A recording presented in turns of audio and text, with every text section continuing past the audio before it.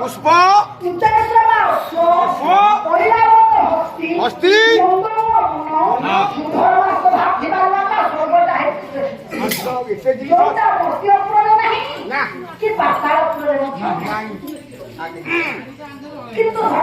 କଣ ହେଲା ହେଇଛି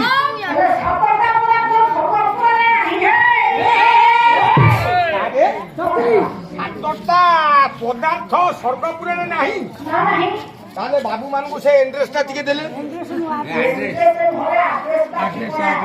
ଟିକେ ଦଉନା ହଉ ଦେଖିବା ସେ ଠିକଣା ଦେଲେ କଣ କଣ ନାହିଁ ପିଲେ ଶୁଣରେ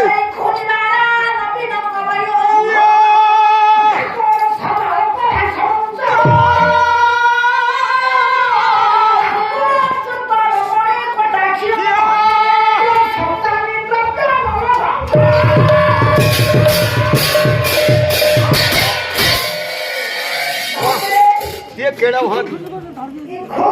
ମାନେ ଆଖୁ ଅଛି ଆଖୁ ନାହିଁ ସାକାରିନ ଥିବ ନାଇଁ ହଉ ଆଖୁ ନାହିଁ ଆଉ କଣ ତାପରେ ନୂଆ କୋବି ନାହାନ୍ତି ଆଚ୍ଛା ନୂଆ କୋବି ନାହାନ୍ତି ତାପରେ ମାନେ ଗାଈ କ୍ଷୀର ସ୍ୱର୍ଗପୁରରେ ନାହିଁ ଓମ୍ଫେଡେ ଥିବ ଭଣଜା ଓମ୍ଫେଡେଟା କୋଉଥିରୁ ଓମ୍ଫେଡଟା ଗାଈ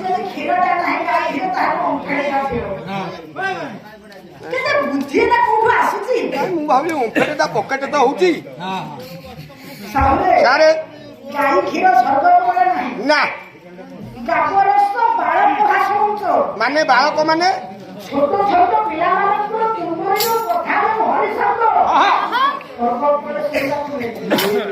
ଭଣଜା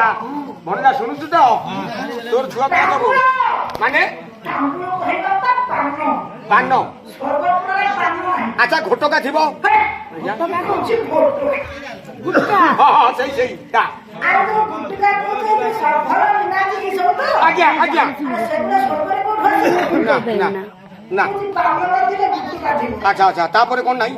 ଏଇ ତାପରେ କଣ ନାହିଁ ଦେଖିଆ ଚିତ୍ତ ମାନେ ମ୍ୟାଙ୍ଗୋ ତ ଯେତେବେଳେ ଜାଣିଛି ତା ଭାଇ ମତେ ଶିଖେଇଥିଲା ରାତିରେ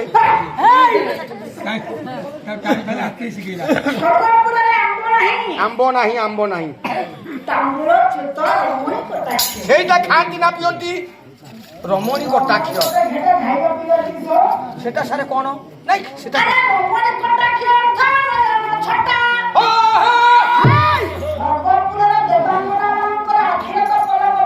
ନା ଆରେ ସତେ ତ ନାହିଁ ହେଲା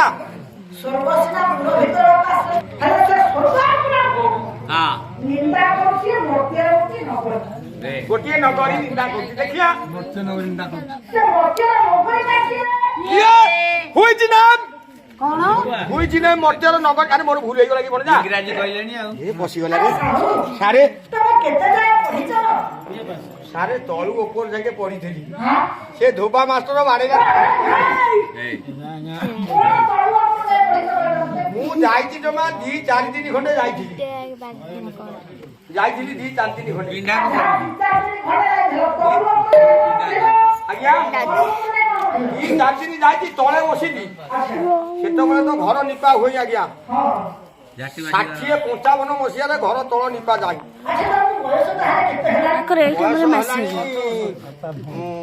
ବୟସ ହେଲାଣି ମତେ 6-9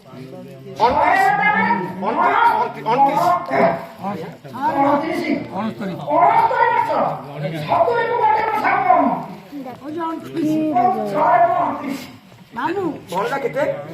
ସେତିକି ହେଲାଣି ఎప్పుడు కానీ ଆ ଧୋବା ମାଷ୍ଟର ପାଠ ଗଲାଠୁ ବାଡ଼ିଲାଠୁ ପଳେଇ ଆସିକି ବାପା ମତେ ବାହାଘର କଲେ। ହଁ ଆମ ଘର ପାଖରେ ତାଙ୍କ ଘର। ଆଚ୍ଛା ଆଜ୍ଞା ସାରେ ଆମ ଘର ପାଖରେ ତାଙ୍କ ଘର ତାକୁ ଡାକନ୍ତି ଧୋବା। ଆଚ୍ଛା ମୁଁ କଣ ବେଖରାପ କହିଲି ଟିକେ ଆମ ସାର୍ କହୁଛି। ଆଜ୍ଞା ନାଇଁ ଆଜ୍ଞା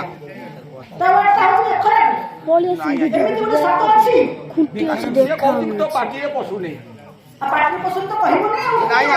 ଆଉ ଏଥର ବାଗେଇକି କହିବି। ଆଜ୍ଞା